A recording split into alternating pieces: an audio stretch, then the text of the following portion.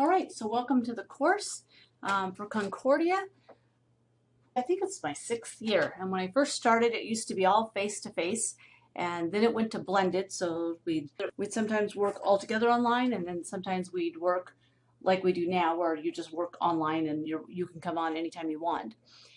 And now it's just all asynchronous. So I like the asynchronous because it gives you a little more flexibility, and there are things I don't like about it because I never see your face. So it gives you a little bit more freedom, but I don't ever feel like I get to see you until graduation day, which is kind of hard.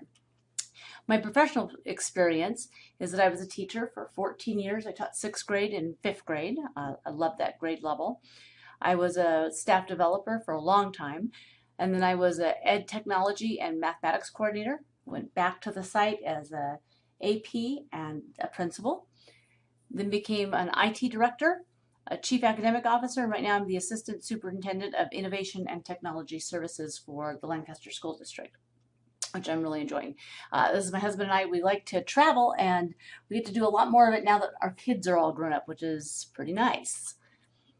At work, I work for Lancaster School District, like I said, and some of the things I've been lucky to do this summer were we did a great summer school program for over 1,000 kids that concentrated on engagement and art and sciences. Some of our kids are doing some painting, which was a lot of fun. I got to redevelop our alternative academy, which is a virtual academy where the kids can come in if they want to, or they can work online, and really redevelop that whole idea of how kids come to school. So exciting program. We have 75 kids in that program right now, and we're hoping to build it to up to at least 150. And then we opened the first computer immersion school in the Valley, and that's a TK 6th grade school, and the kids get computer coding every day in their class. We have a computer scientist that comes and works with the teachers, and so I'm thinking that's a lot of fun. A little bit expensive to have that computer scientist there, but a great support for our teachers to be able to learn computer science and how to integrate that into the curriculum. Those are my major projects this year. So these are my kids. My daughter just got married in February, and I have 2 boys, 2 girls, but like I said, everybody's grown up. My last one is finishing her senior year in college. I have an entrepreneur who owns his own business, an artist, the one that got married is the artist, financial planner, and the baby is not sure what she wants to do yet, but we'll see. And so my 2 girls and husband, and my 2 boys, and with their mother-in-law. I'm very happy with my kids and my husband, and actually happy they're all grown up now. So if you haven't taken an online class before, but I think you have, these are some tips and tricks that I'm going to share with you. Download that syllabus as soon as you can and mark it up with a highlighter, and put those dates when things are due on your calendar. Put them there so you know when things are coming up. I would look at the assignments and look at the rubrics and see what's required, so you know that some of these are going to be a lot more work than other ones, and maybe you can get a head start on them. Anything that requires group work, I do expect you to work in a group. Don't let one person do all that work, because that's not fair to that person, and it's not fair to you because you don't learn anything.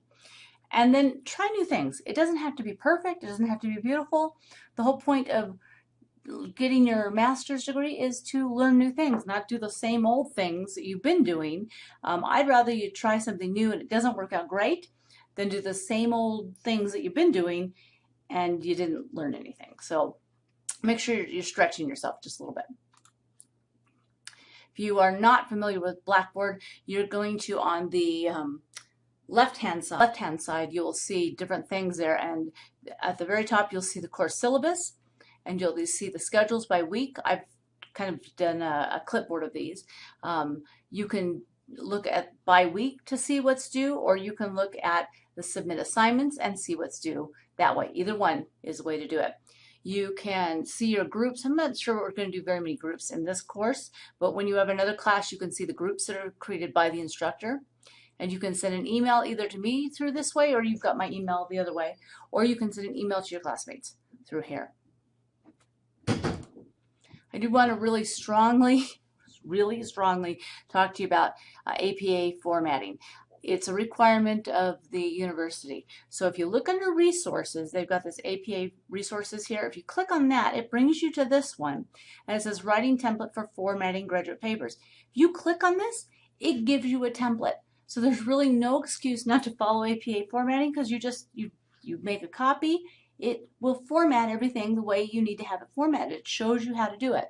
The other thing is a little bit lower than that is the OWL writing project from Purdue. It also has examples of how to format every kind of reference.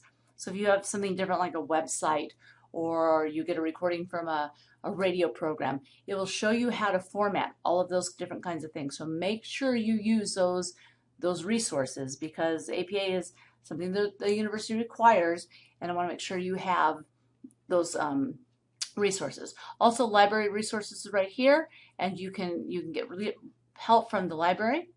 And if you want, you can submit a paper to the writing studio and get help.